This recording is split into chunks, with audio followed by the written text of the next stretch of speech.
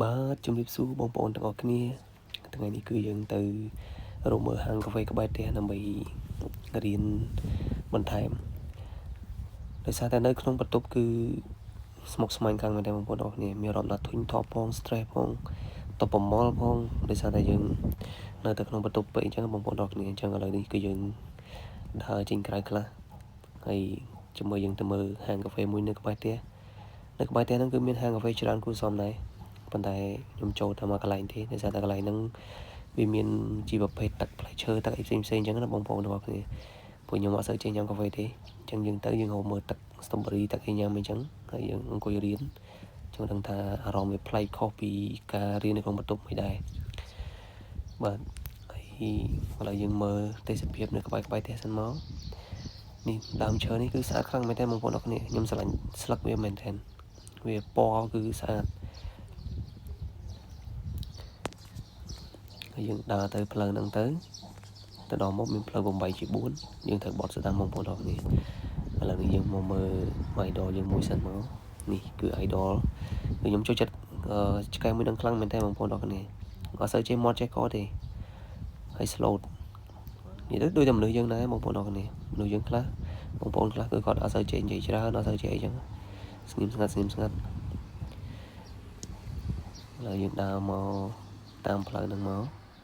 នៅខាងស្ដាំដៃនេះគឺក៏ជាហាងកាហ្វេមួយដែរប៉ុន្តែបើតាមមើលទៅដូចជា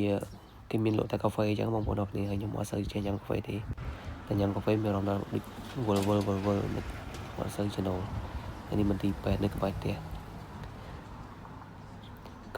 ស្រួលដែរមានមន្ទីរពេទ្យស្រាប់អញ្ចឹងបងប្អូនអរគ្នាពេលយើងឈឺពេលអញ្ចឹងដាក់តាមមកចូលពីមកចូលជានេះហាងពីហ្សានៅលោកស្អាតបងប្អូនអរគ្នា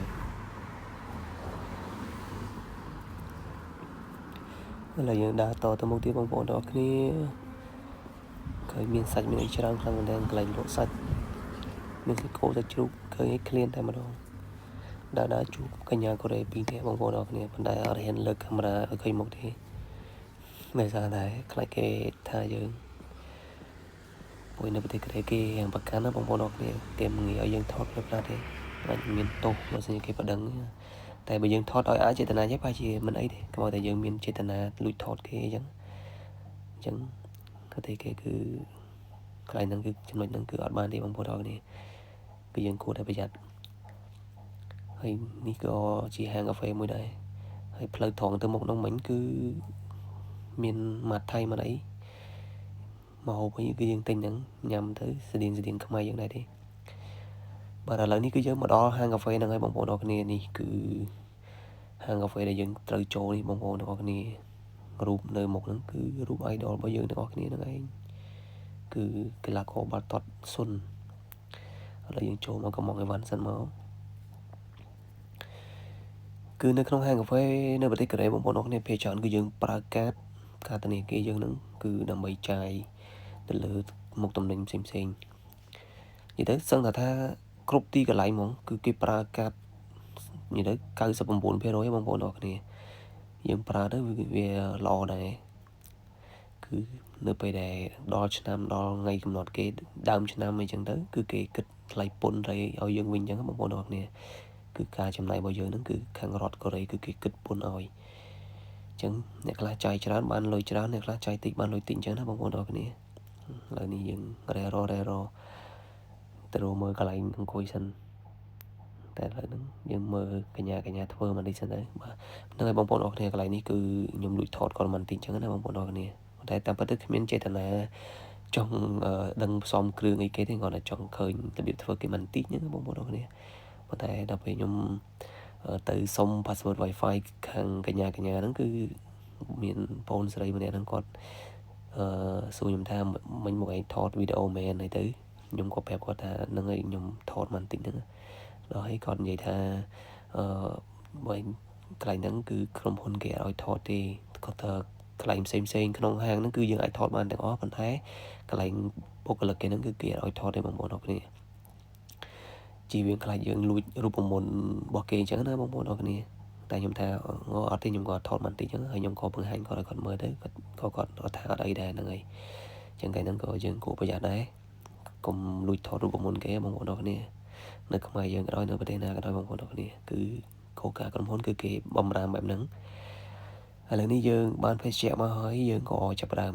បើកជញ្ជក់បន្តិចទៅចង់ដឹងថារសជាតិវាឆ្ងាញ់ប៉ុណ្ណាដែរបងប្អូនអរគ្នាតែដាក់មិញមកក្រេបទៅគឺស្រឡះកំពងកល្អណាស់ហើយក៏រសជាតិផ្អែមល្មមហើយសម្រាប់ភេសជ្ជៈនេះដែរគឺ strawberry លាយជាមួយនឹងចេកបងប្អូនអរគ្នាបើយើងញ៉ាំ strawberry សុទ្ធវារៀងជូរបងប្អូនអរគ្នាតែបើយើងដាក់លាយជាមួយចេកទៅវាកាត់បន្ថយជាតិជូរវាបន្ថែមជាតិផ្អែមតិចមកគឺឆ្ងាញ់ខ្លាំងមែនទែនឥឡូវនេះយើងដកសម្ភារៈយើងមកមាន iPad មួយយើងទៅសភៅពុំមួយក្បាលសភៅក្រេនឹងឯងហើយនឹងសភៅសរសេរមួយក្បាលដែរមកហើយយើងក៏អត់ភ្លេចនៅ power bank យើងដែរដោយសារថាទូរស័ព្ទវាហាំងស៊ីថ្មដែរបងប្អូនអរគ្នាអញ្ចឹងយើងត្រៀមឧបករណ៍យើងឲ្យអស់យើងក៏សំដែងធ្វើជាបើកចុះបើកឡើងសិនទៅពេលហ្នឹងគឺអត់តដឹងថាត្រូវបើកទៅណាទេបងប្អូនអរគ្នាដោយសារតែអារម្មណ៍វានៅកន្លែងហ្នឹងក្នុងវីដេអូយើងបងប្អូនអរគ្នាអញ្ចឹងចេះបើកសំដែងសិនទេគេធ្វើសំដែងបងប្អូនអរគ្នាពងសំដែងតោះតែបិទកាមេរ៉ាបាននឹកឃើញមេរៀននឹងធ្វើរៀនកន្លែងណាឥឡូវយើងពណ៌ជ្រែចោះជ្រែឡើងហ្នឹងសំដែងសិនទេហើយថ្ងៃនេះវីដេអូយើងក៏មិនជាច្រើនមកដែរបងប្អូនអរគ្នាមានតែប៉ុណ្្នឹងទេហើយបងប្អូនដែលមើលវីដេអូនេះហើយបើសិនជាមិនទាន់ជួយ Subscribe Channel របស់ខ្ញុំទេសូមជួយ Subscribe Channel របស់ខ្ញុំម្នាក់មួយផងដើម្បី